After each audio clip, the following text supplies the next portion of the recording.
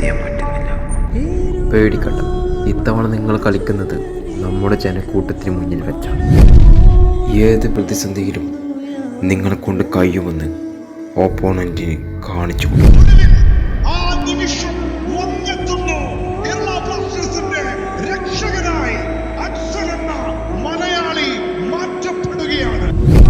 അതുകൊണ്ട് തന്നെ ഈ പ്രതിസന്ധിയിൽ നിന്നൊക്കെ നമ്മൾ അതിശക്തമായി ഉയർത്തി എഴുന്നേൽക്കണം.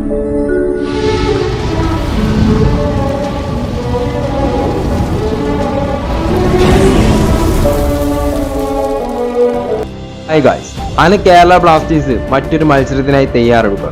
ഇത്തവണ ബ്ലാസ്റ്റേഴ്സിന് എതിരാളികൾ ബ്ലാസ്റ്റേഴ്സിനേക്കാൾ കരുത്തരായുള്ള പഞ്ചാബ് FC.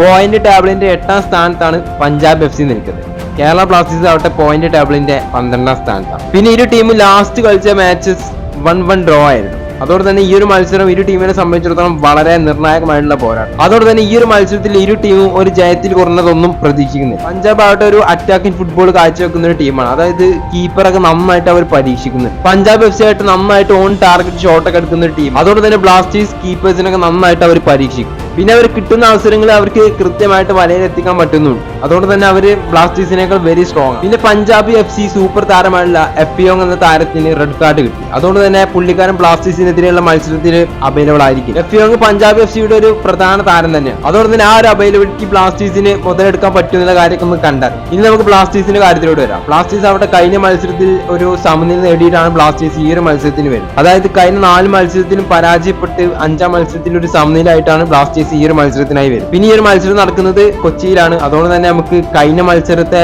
ചെറിയ പോരായ്മകളൊക്കെ പരിഹരിച്ച് ആ ഇമ്പോഷനൊക്കെ എഴുതി പഠിച്ച് ഒരു പുതിയ ടീം കൊണ്ട് വരുമെന്ന് നമുക്ക് പ്രതീക്ഷിക്കാം. പിന്നെ എടുത്തു പറയേണ്ട ഒരു കാര്യമാണ് ബ്ലാസ്റ്റേഴ്സിന്റെ ഡിഫൻസ്. അതായത് കഴിഞ്ഞ മത്സരത്തിൽ നമ്മൾ കണ്ടു ഒരുപാട് നല്ല നല്ല മൊമെന്റ്സുകളാണ് നമ്മുടെ ഡിഫൻസിന്റെ ഭാഗത്തുനിന്ന് ഉണ്ടായത്. ബ്ലാസ്റ്റേഴ്സിന്റെ പുതിയ വിദേശ താരമായുള്ള ഫോളോ വന്നതോടുകൂടി ബ്ലാസ്റ്റേഴ്സിന്റെ ഡിഫൻസ് കുറച്ചുകൂടി സ്ട്രോങ് ആയിട്ട് കഴിഞ്ഞ മത്സരത്തിൽ മികച്ച പെർഫോമൻസ് നടത്തിയ ഓർമ്മിപ്പാം ഈ ഒരു മത്സരത്തിനായി അവൈലബിൾ ആയിരിക്കും എന്നുള്ളത് ചെറിയ ഡൗട്ട് തന്നെ. അതിന് പരിക്ക് സൂചനകളൊന്നും വന്നിട്ടില്ല എങ്കിൽ പോലും കഴിഞ്ഞ മത്സരത്തിൽ അദ്ദേഹം ഒരു പരിക്കായിട്ടാണ് സബ് ചെയ്യപ്പെട്ടത്. ആ ഒരു സ്ഥാനത്ത് ബികാസ് ഷുംനി ആയിരിക്കും ഒരു പക്ഷേ ഫസ്റ്റ് ലെവലിൽ ഇറങ്ങാനുള്ള ചാൻസ് ആണ് നമ്മൾ കാണുന്നത്. പിന്നെ സ്ട്രൈക്കറായിട്ട് മലയാളി താരമായുള്ള അജിസൽ തന്നെ ആയിരിക്കും ഉണ്ടാവുമെന്ന് നമ്മൾ പ്രതീക്ഷിക്കുന്നു. കാരണം കഴിഞ്ഞ മത്സരത്തിൽ ഒരു മികച്ച പെർഫോമൻസ് ആണ് അജിസൽ കാഴ്ചവെച്ചത്. അതുപോലെ ഫസ്റ്റ് ലെവലിൽ എബിൻദാസ് ആൻഡ് വിപിൻ മോഹനും ഇറങ്ങാനുള്ള ചാൻസ് നമ്മൾ കാണുന്നു. അപ്പൊ എന്നാൽ ഈ ഒരു വീഡിയോനെ കുറിച്ച് കൂടുതലായിട്ടൊന്നും പറയാനില്ല.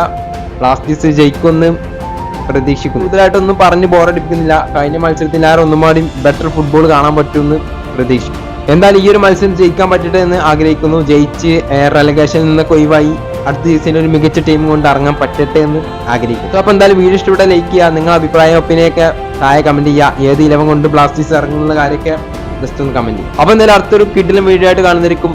എല്ലാവർക്കും